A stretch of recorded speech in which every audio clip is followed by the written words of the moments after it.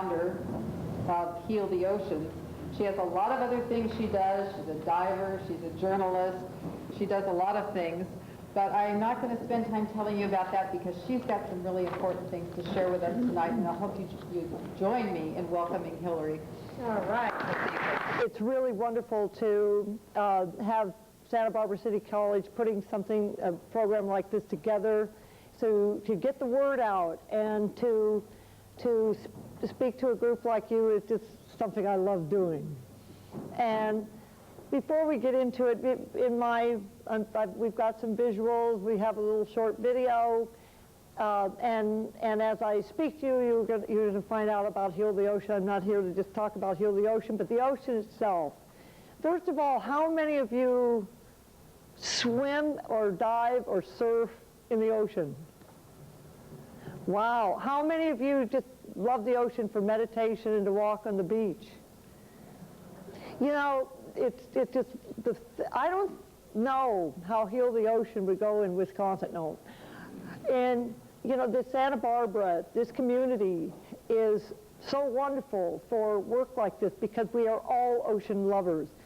Heal the Ocean is basically, I'm just the big foghorn for all of you. All the feelings that every single one of you have about the sea is in everything I say and pound and do.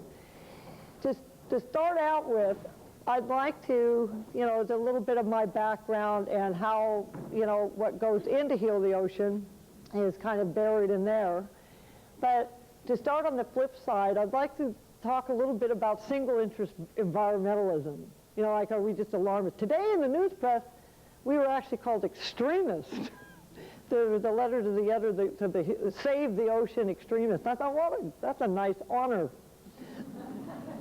And because this situation is extreme. But backing up, in the 60s, when I was in my late 20s, don't anybody do any addition here, but I was watching television one night, and the CBS had this program on called Say Goodbye. I don't know if any of you have seen this, but it was about the disappearing wildlife. And these cameras had gone up to the Arctic, and they had photographed these hunters that had gone up there, flew in by helicopter, located the polar bears, and then, you know, shot the mother and left the cubs. And I went into a rage and a frenzy that lasted about 2 years. And I was writing the president, you know, you're a turkey and everybody else is a turkey and this is just terrible, and the tule elk and the otters and the, you know, giraffes, everything that was disappearing.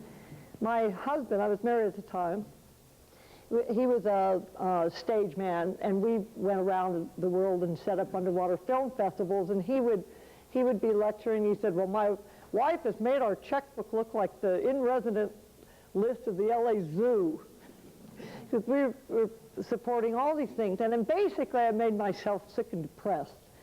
And basically, when you are just railing at bureaucracy and calling everybody names, and you're not getting much done. And at one point in all this extremism, I was working for Skin Diver magazine as one of their early editors, and Mr. Peterson, bless his soul, and he had the top floor office suite, and it was one of those things where the elevator went up, the doors went open, and you walked right out into the lobby, and there was this big polar bear, because he was one of these people that liked to go up and shoot a bear. And I, during my lunch hour, would make a little note and say, do you know there are 2,000 bears left in the whole world? And then I would get in the elevator and push the button, look around and jump out and stick it on the bear, and jump back in the elevator and go down. And it went around Peterson Publishing Company that somebody was sticking notes on Peterson's bear. Well, it didn't do much, you know, it didn't save the bears at all, and didn't do much. And so from that point, I thought, you know, I'm just making myself ill. And so what I did from then on, after I was an editor for Skin Diver, I decided, okay, what I really care about has always been the ocean or wildlife. And what I would do is turn my attention and my efforts to writing about what was beautiful and what was there and to photograph. I was very fortunate to work for Skin Diver in the late 60s, and the cameras were just going underwater. I mean, the housings used to be as big as this podium, and as they got more refined, and it was an exciting time. Captain Cousteau was starting the Cousteau Society, and I got to work with him and all the Cousteaus, and Joe McGinnis, who was the first man to dive underneath the North Pole. And we all became friends, and we devoted ourselves to going around the world, to London, to Hawaii. This is before the Deep, and before Jaws, and before the Discovery Channel, and before underwater films became, you know, on television. We had Mike Nelson doing this black and white bubbling in the tank, but we didn't know what was in the sea. So I felt really fortunate to be a part of this scenario, and from there I started covering the west coast of the United States for this ocean political newsletter that was published out of Washington, D.C. And interestingly enough, I was covering the Coastal Commission, and Naomi Schwartz, the first district supervisor of Santa Barbara, was one of the commissioners. So I got to watch everything she did. I watched what the Fish and Game did, and I watched what everybody did. And meanwhile, was going out and doing underwater adventures for magazines like National Geographic that sent me to dive in these sinkholes and caves of South Australia, and I dived these flooded earthquake faults of Death Valley, and I sort of got this reputation for doing kind of you know, harebrained things underwater, but photographing and showing what is there. So from there, I moved back to Santa Barbara well, first, my family had moved to Santa Barbara in the 50s, and I grew up on Miramar Beach. And that beach, I remember the tide pools, and we had a lobster trap out there, and there were kelp, and we were snorkeling and looking at what was offshore. So then I moved back to Santa Barbara after working in the publishing business in Los Angeles. I moved back here in '77, and some years later started working for the Santa Barbara News Press.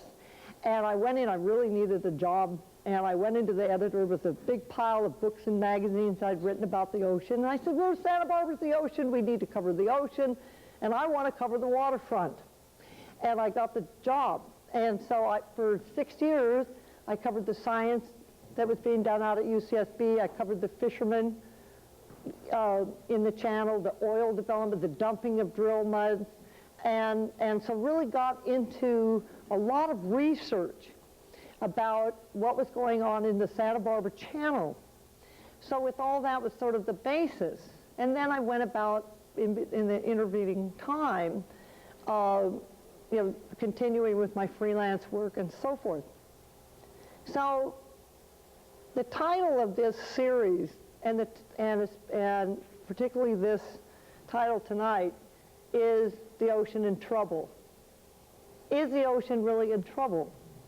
Well, from the perspective of living on Miramar Beach and knowing what it was like in the 50s, and from the perspective of the thing that I was covering for the news press in the 80s, including one of the last things was this unbelievable thing I did that was called a sewage, it was a sewage roundup.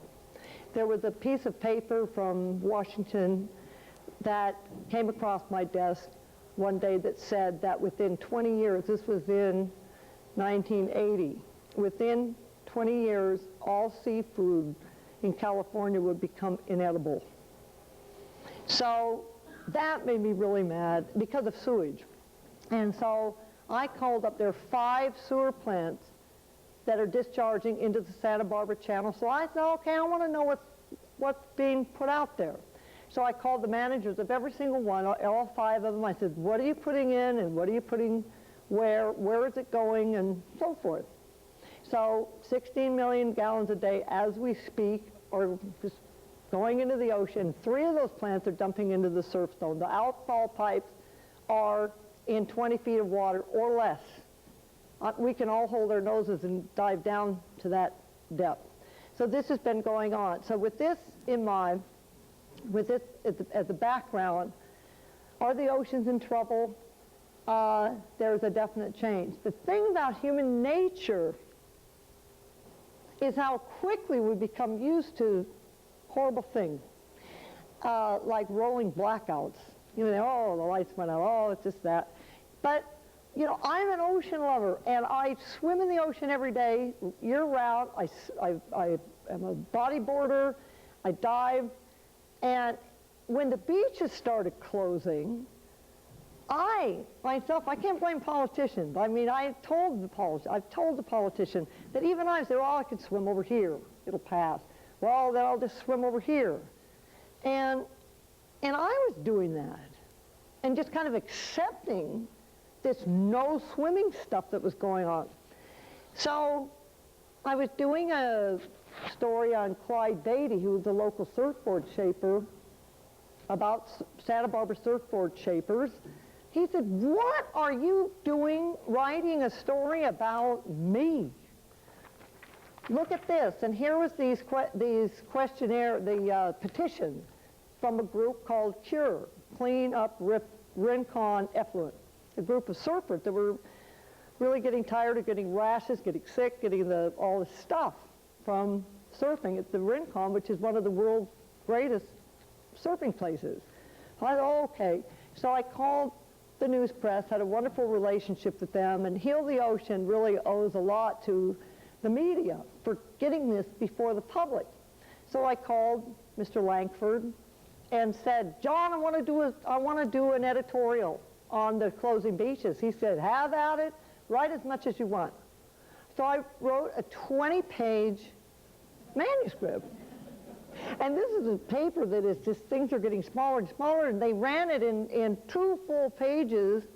And then I was going to go off to New York and see some friends, and lo and behold, the Sunday that it came out, which is beginning of August, first Sunday in August 1998, it was like a bomb had gone off.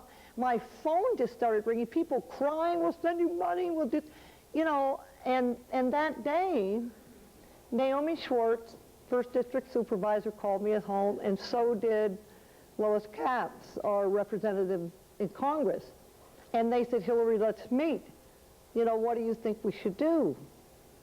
So, wow. And then somebody else called and said, I'm organizing a demonstration on the county administration building. Then an actor from Baywatch called me and said, I'm putting an ad in the paper for this demonstration. I said, well, I hope you guys all have a good demonstration. I'm going to be in New York. And this actor said, you are not. You are going to be here, and you're going to speak. And so I canceled my trip to New York. The demonstration, I had the meeting with Naomi Schwartz and Lois Capps, and at this meeting, we took with us, Jeff Young was also a co-founder. He had read my article for Accuracy, and Jeff was really onto DNA, the use of DNA in the environment, you know, to really identify what was going on. Because basically what was going on is, as this thing evolved, we knew the beaches were closed, we knew it was coming from somewhere, and we were doing tests that didn't tell us whether it was man decaying this or that, or lizards or dogs or whatever. So to do these tests and not end up with anything that you could use seemed a little ridiculous. And so we met with the supervisor and Lois Capps' assistant, Ben Romo, and took this DNA science. We said, this is how it worked. So Naomi turns to me and she says, knowing me from the 60s, she said, Hillary, we need a public pressure group, and you're perfect to do this. And why don't you do this? And I walked out of there. The demonstration, this was on a Thursday, and the demonstration was on the following Tuesday. And I went to the beach. You know, I mean, is this really what I want to do? Is just get in this